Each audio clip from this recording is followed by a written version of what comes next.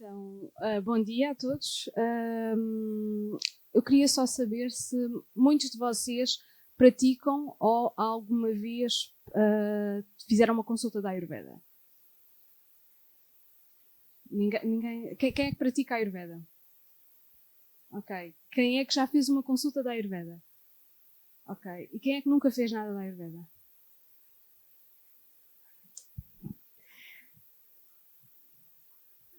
Então, o que eu vou falar hoje sobre o paciente com distrofia endotelial da córnea vai ser um bocadinho fora do que os que nunca praticaram a Ayurveda ou fizeram uma consulta possam estar à espera.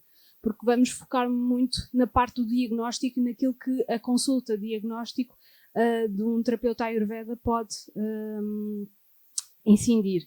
Portanto, eu normalmente, durante o curso e quando estou a dar as aulas, eu gosto muito de focar a parte do diagnóstico porque eu acho que é muito importante. Tudo aquilo, por exemplo, que foi falado pela Ana, pelo Joaquim e que vai ser falado ao longo do dia, de como é que as doenças decorrem, como é que todos aqueles nomes que vocês ouviram, Mamsadato, Razadato, como é que eu vou chegar ali e como é que eu vou saber que o doente está naquela situação. Portanto, é muito diferente nós termos qual é a patologia em si e quando chega alguém que nem os médicos sabem o que é que tem. Então, o diagnóstico faz parte é uma das ferramentas mais importantes para o Ayurveda. Quando chegamos a uma consulta da Ayurveda, a primeira coisa que o vosso terapeuta vai-vos fazer, certamente, e vocês nem estão nem à espera, é pedir para medir o pulso e para vocês mostrarem a língua. E as pessoas ficam a olhar para nós assim, mostrar a língua? Então, mas eu bebi café, depois tenho a língua suja, não é assim muito agradável. Mas, na realidade, a língua dá-nos muitas pistas para o diagnóstico. O que eu costumo dizer é que o diagnóstico não é só feito através do pulso e da língua. A pulso e a língua vão confirmar tudo o resto. Portanto, este caso clínico vai evidenciar como é que nós chegamos. Neste caso, a pessoa já trazia uma distrofia, já trazia uma patologia médica, mas como é que eu vou identificar e diagnosticar isto pelo Ayurveda? Está bem? Portanto, para quem não estiver assim muito familiarizado com alguns dos conceitos, pode ser um bocadinho não tão confortável, mas um dia, se estão aqui, é porque um dia hão de estar mais familiarizados com estes conceitos. Portanto, na abordagem deste caso clínico, foi uma paciente que veio à consulta pela primeira vez em 2017. Esta paciente é fisioterapeuta, foi diagnosticada com distrofia de Fuchs, que é uma distrofia endotelial da córnea, e pronto, e tinha 44 anos, que mais à frente vamos perceber que é um dos fatores de risco do aparecimento desta distrofia, são em mulheres. Hoje é o nosso dia, mas as mulheres são muito mais afetadas na maioria das doenças que estamos a falar hoje. Aliás, foi por isso que também pusemos um programa mais dedicado às mulheres na parte da tarde. E neste caso, elas também são mais afetadas e, sobretudo, a partir dos 40 anos. Na consulta, o que é que nós podemos reter deste histórico clínico? Aos 8 anos chegou a pesar 20 quilos, portanto, era muito magra e tinha uma tendência para o que nós chamamos no Ayurveda para um dosha vata, portanto, um dosha mais desnutrido. Tem gastrite crónica e rouquidão frequente. Esta rouquidão frequente pode derivar desta gastrite crónica e de algum refluxo que ela mencionou também durante a consulta. E havia também, então, o diagnóstico de distrofia endotelial da córnea. Este diagnóstico, vocês podem, não dá para ver muito bem, portanto, o diagnóstico da distrofia da córnea é feito através de uma máquina específica que vai detectar gotadas, que é uma área gotada. O que é que isto significa? São riscos na zona endotelial.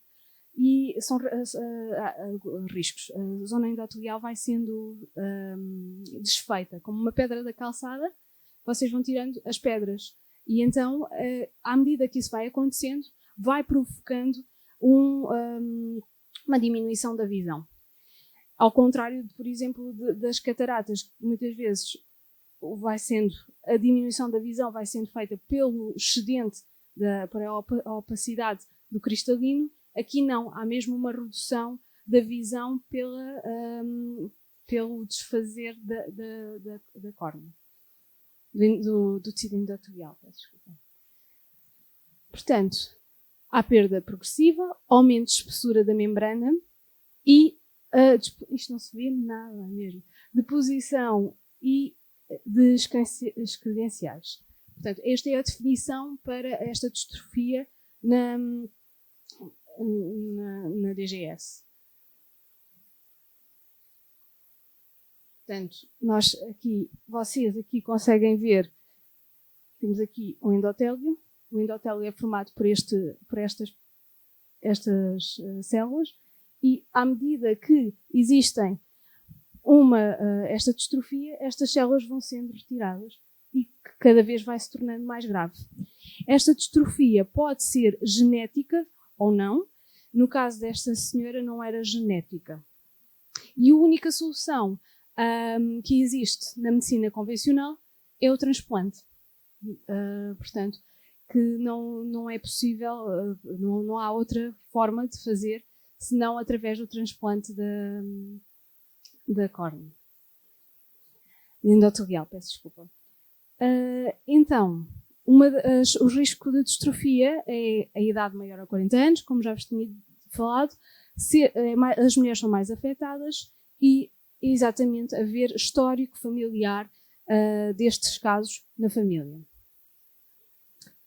Então, esta paciente é vegetariana, bebe 1 litro de água por dia, é raro sentir fome e as digestões são lentas, pratica yoga 2 vezes por dia, medicação, e contraceptivo feminino. Portanto, ela tem um DIU. É sempre importante na consulta percebermos se existem alguns medicamentos que a pessoa tome para não irmos interagir com esses medicamentos. Por isso é que eu coloquei aqui. O fator de praticar yoga também foi o que levou a vir ao Ayurveda. E a maior parte dos nossos pacientes, muitos deles, agora já há outros tipos de pacientes, mas no início quem pratica yoga vai à procura do Ayurveda por serem ciência de irmãs. Esta paciente tinha o hábito de tomar um pequeno almoço combatido com flocos de aveia, sementes de chia, espirulina, levedura de cerveja, fruta, óleo de coco, canela em pó, nozes e amêndoas. À meia da manhã, bião carioca de café. Ao almoço, sopa de legumes com batata, grão, estofado com legumes. E à meia da tarde, fruta ou sandes de queijo. O jantar será sopa, alface, cenoura, couve roxa, sementes de abóbora. Portanto, ela tinha sempre refeições muito leves e à noite, segundo o Ayurveda, devíamos ter uma refeição mais quentinha, já estamos na hora mais cafinha.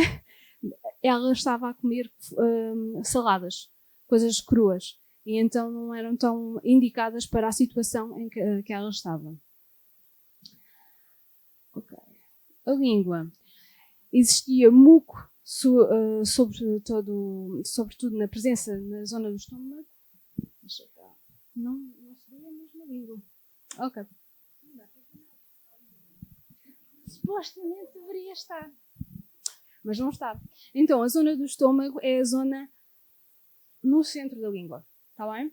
E o muco estava todo concentrado nessa zona. E realmente, quando o terapeuta chega e vê primeiro a língua e vê primeiro o pulso e detecta as zonas que estão afetadas e dirige logo para a pessoa se aquela zona está afetada, por exemplo, neste caso seria o estômago, se tem problemas de estômago, e a pessoa responde automaticamente que tem, por exemplo, gastrite crónica. Isso já nos estava a levar para a causa da consulta. Portanto, ela vai, todas as indicações que são dadas através destes pontos vão sendo desvendados ao longo da consulta. Se nós nos focarmos neles, é mais rápido o nosso caminho. Portanto, esse é o sentido do Ayurveda. A língua estava avermelhada, embora ela dissesse que não tinha fome e não sentisse fome. Ela sentia pouca fome. E isso significa que pode existir ama. Mas as perguntas principais que nós fazemos, para além de mostrarmos a língua e do pulso, é: sente fome? Digere bem? E se vai todos os dias à casa de banho? Portanto, estas perguntas são fundamentais para o diagnóstico. Quando há ama, nenhum destes três, ou um deles, não está a funcionar bem. Ou seja, o intestino não funciona bem, as fezes vão para o fundo, normalmente, a digestão ou tem azia ou tem peso no estômago e pode nem sentir fome. Então, se nós começarmos por ter fome e só não vamos todos os dias à casa de banho, se calhar já alguma coisa não está bem. Temos de começar a pensar por aí. A nível do pulso, portanto, também não se... Ok. O Vikriti é Vata Pitta. O que é que isto significa? Que é o desequilíbrio em que a pessoa se encontra neste momento é Vata Pitta. A mente, o Vikriti Manas, será a condição mental em que a pessoa se encontra, que é Rajas. Rajas é uma condição de atividade. Normalmente há várias questões que nos vão levar a isso, mas no pulso também conseguimos ver qual é o grau de atividade mental que se encontra agora. E normalmente fazemos o paralelo com os de baixo, que é o Prakriti Dosha, que será o dosha original que a pessoa tem, que neste caso é Pitta Vata, e agora está gravado em Vata Pitta. O que é que isto significa? Que o Vata dela aumentou, superou o Pitta dela. Ela é Pitta Vata, a constituição primária é essa, mas o seu Vata superou o Pitta. A Vikriti Manas é Rajas, mas quando ela nasceu, ela estava em Sattva Rajas. E neste momento está com uma atividade muito maior. Supostamente, a maior parte de nós, e também depende isto muito da gestação, nascemos em Sattva. Ok? Portanto, a maioria de nós, Sattva Rajas, estamos nessa zona. Mas depois há todos uns fatores que vão nos influenciar. Como a Ana falou de manhã, todos aqueles fatores que vocês viram vão nos influenciar como é que nós vamos ser ou como é que vamos estar quando chegamos à consulta. Depois temos também no pulso, também conseguimos ver quais são os subdoshas que se encontram. Neste caso, o Viena Vaio estava estagnado, ela tinha muito frio também em todo o corpo e tinha má circulação e isso sim, já era um histórico familiar. Pachaka Pitta tem a ver com a parte do estômago, portanto, o fator dela ter uma gastrite crónica estava afetado, assim como o Alashaka Pitta estava afetado pela a distrofia endotelial da córnea e o Dana Vaio. O Dana Vaio pela rouquidão. Depois também podemos avaliar o Ojas, o Prana e o Tejas. Neste caso, o que estava em desequilíbrio seria o Prana e o Tejas no pulso, porque isto não dá para ver muito bem, direito e esquerdo. Portanto, no pulso esquerdo o Tejas também estava afetado. O que é que isto significa? Como foi já falado, o Prana é a energia vital. Sendo o Prana a energia vital, um fator muito importante é o cansaço que a pessoa tem. Se a pessoa apresenta fadiga ou não. Se a pessoa apresentar fadiga quando acorda e ao fim do dia, significa que a sua energia vital não está a ser reposta. Então o Prana está a falhar, não está a ser captado e retido. E isso é muito importante se a pessoa não está a reter o Prana, nós temos de começar a fazer com que ela comece a reter este Prana. O Tejas tem a ver com o brilho. O Tejas vem muito associado à cor de açafrão, ao brilho que nós temos nos olhos. Portanto, o brilho que nós temos no rosto. Um rosto mais baço, sem brilho, tem pouco Tejas. E o Tejas conquista-se muito através da meditação. Portanto, através da meditação, por isso é que vocês normalmente veem os santos com a auréola dourada que tem a ver com o Tejas. E também conseguimos ver os dados. O dato que estava afetado era o primeiro dato, o rasa dato. Pode não ter, como é o primeiro tecido, que é o tecido na medicina convencional que nós chamamos de tecido linfático, e também está relacionado com o plasma. Este primeiro dato pode estar a começar a estar afetado devido a já não haver uma boa digestão.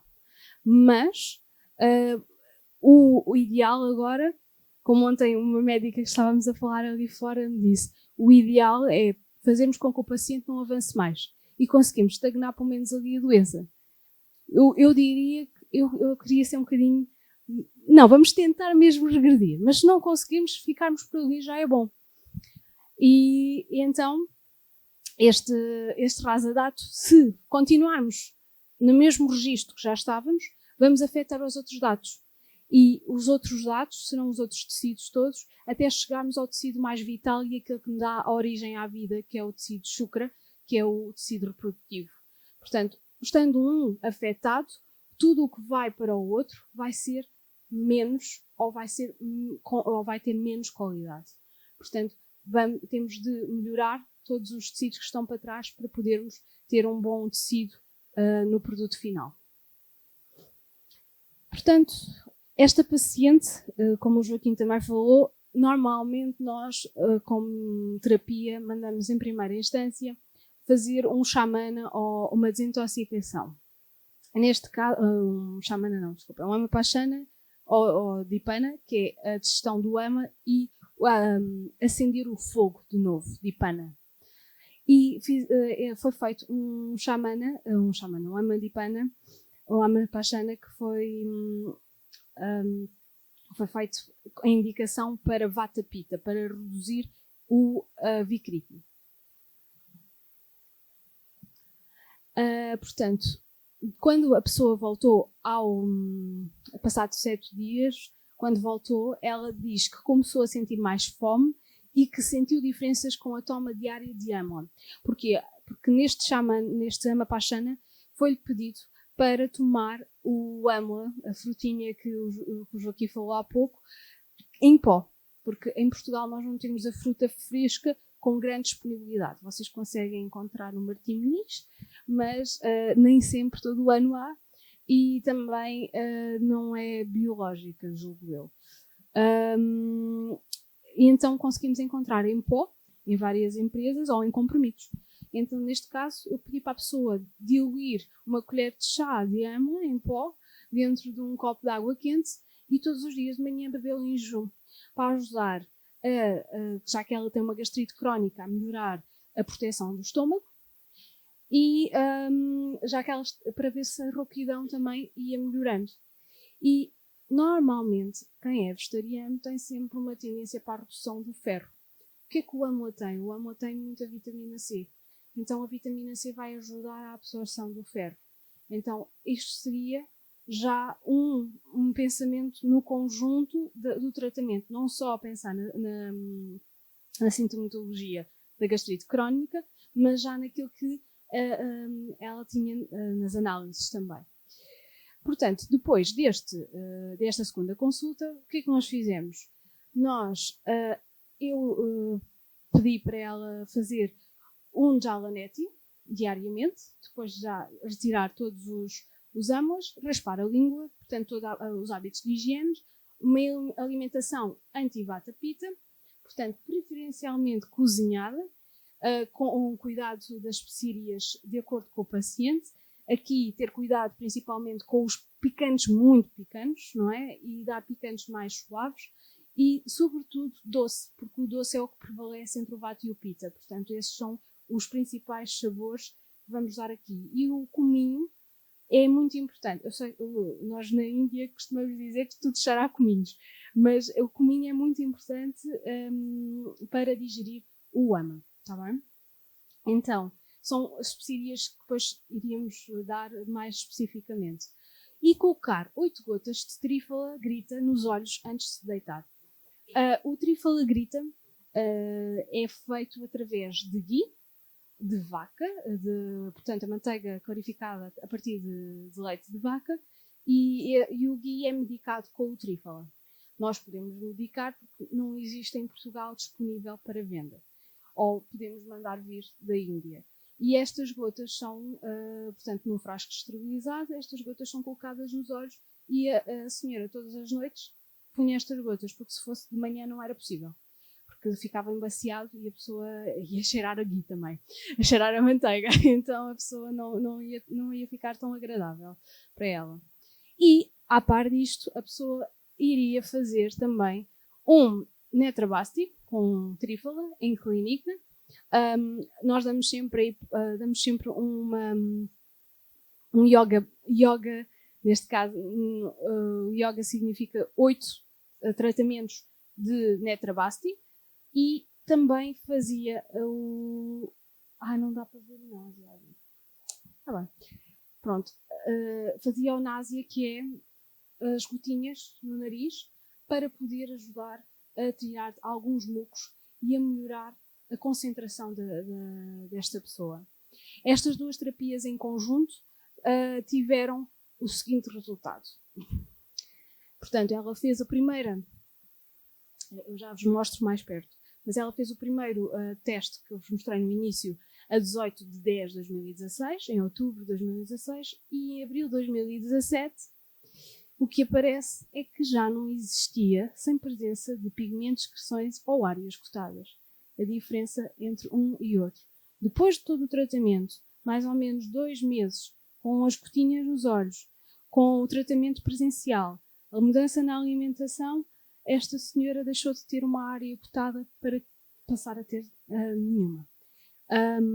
E ela, quando chegou, Marisa, ela é fisioterapeuta, disse: podes fazer um estudo e podes apresentar este caso, estás à vontade. Porque ela ficou tão contente, porque esta doença não há retrocesso. É sempre a avançar e há probabilidade de ficarem cegos. Portanto, ela ficou super contente. Talvez também o sucesso fosse porque ela estava no início, só tinha uma área cotada, mas nós agora podemos pensar em vários fatores, mas o que interessa é que a pessoa conseguiu superar e realmente é uma fã do Ayurveda, e todos os anos normalmente nós recomendamos. A pessoa aparece em que altura for, mas a partir do momento em que é nosso paciente, recomendar um tratamento anual é importante, porque a pessoa pode ficar bem, tal como já vão ouvir falar, as pessoas vão ficar bem, mas se não tiverem um acompanhamento regular, vão voltar. Ok, já estou bem, já posso voltar a comer o que não comi há algum tempo. Então, se eu voltar a comer, o que é que vai acontecer outra vez? Vamos cair no mesmo. E não nos podemos esquecer de uma coisa: os tecidos que estão afetados, que foram afetados uma vez e que estão afetados agora, são aqueles que vão nos sempre afetar se nós não mantermos um cuidado com a nossa alimentação. Muito obrigada pela vossa atenção e